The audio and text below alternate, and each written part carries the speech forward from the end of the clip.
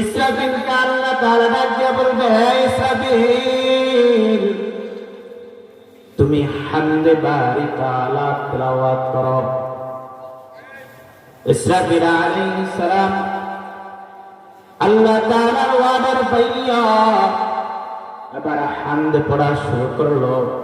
হে খোদা, হে পাক রহমানুর রহিম, হে খোদা, হে পাক রহমানুর রহিম। এভাবে হযরত ইসরাফিল আলাইহিস সালাম হামদ বারি তাআলা শেষ করার পরে এবার হযরত দাউদ আলাইহিস সালামকে ডাক দিয়া আল্লাহ রাব্বুল আলামিন বলবেন, হে আমার দাউদ, তোমার কণ্ঠ কত সুন্দর, তোমার কণ্ঠ কত দারুণ।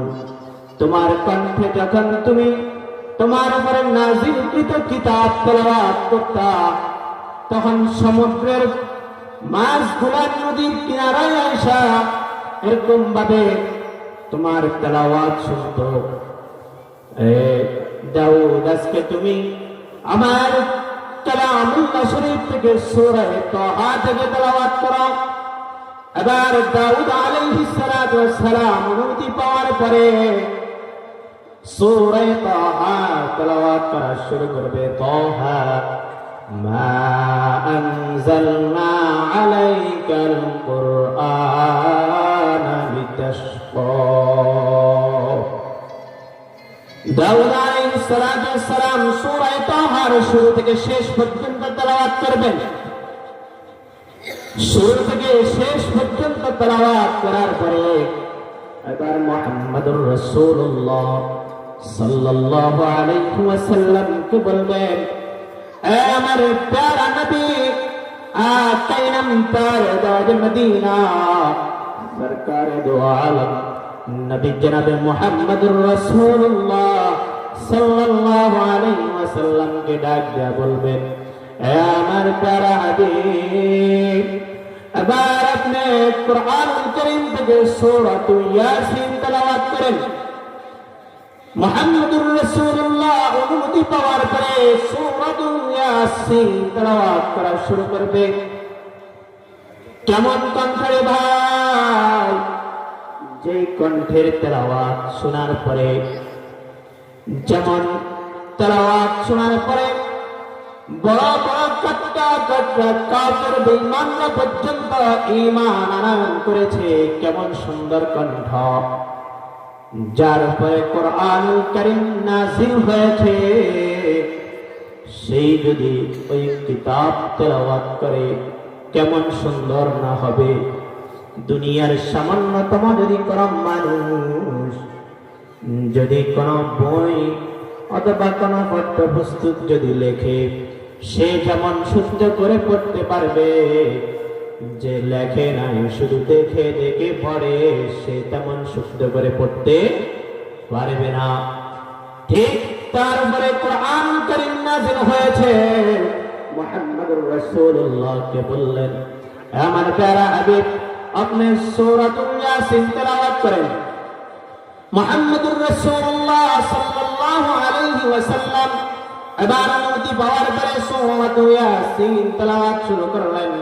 বিসমিল্লাহির রহমানির রহিম।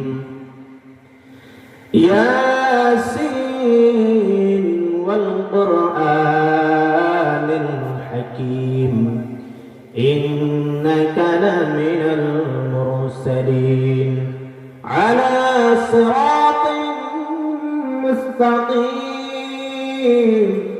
এভাবে মুহাম্মদুর রাসূলুল্লাহ সাল্লাল্লাহু আলাইহি ওয়াসাল্লাম তেলাওয়াত করলেন।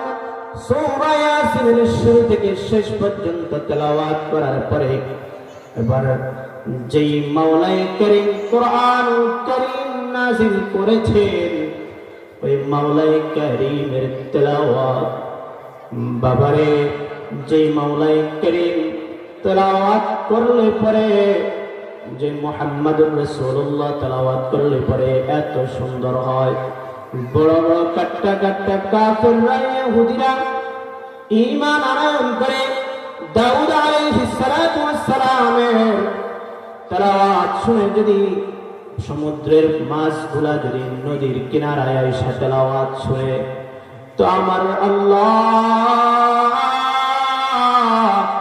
যদি কোরআনুল কারীমের তেলাওয়াত করে তাহলে কেমন সুন্দর না হবে। আমার আল্লাহ রাব্বুল আলামিন কোরআনুল কারীম থেকে এবার তেলাওয়াত শুরু করলেন, আনার রহমান আল্লামাল কুরআন খালাকাল ইনসান আল্লামাহুল বায়ান আশ-শামসু ওয়াল কমারু বিহিসবান। এভাবে আমার আল্লাহ রাব্বুল আলামিন কোরআনুল কারীমে সূরা রহমান থেকে তেলাওয়াত করবেন। আমরা সারা জীবন তেলাওয়াত করেছি আর রহমান আল্লামাল কুরআন। ওদিন যেহেতু মাওলাই কারীম নিজেই তেলাওয়াত করবেন, এজন্য শুরুতেই বলবেন আনার রহমান, মানে আমি নিজেই রহমান। কেমন সুন্দর হবে ওই মাহফিলের আয়োজন, কেমন সুন্দর হবে ওই বক্তাগুলার কণ্ঠ, কেমন সুন্দর হবে ওই বয়ান, যে বয়ান করা হবে জান্নাতের মধ্যে, যে বয়ান শোনা হবে জান্নাতি মানুষগুলা, যে মানুষগুলা জান্নাতি হবে তারাই এই মাহফিলের অংশগ্রহণ করবে।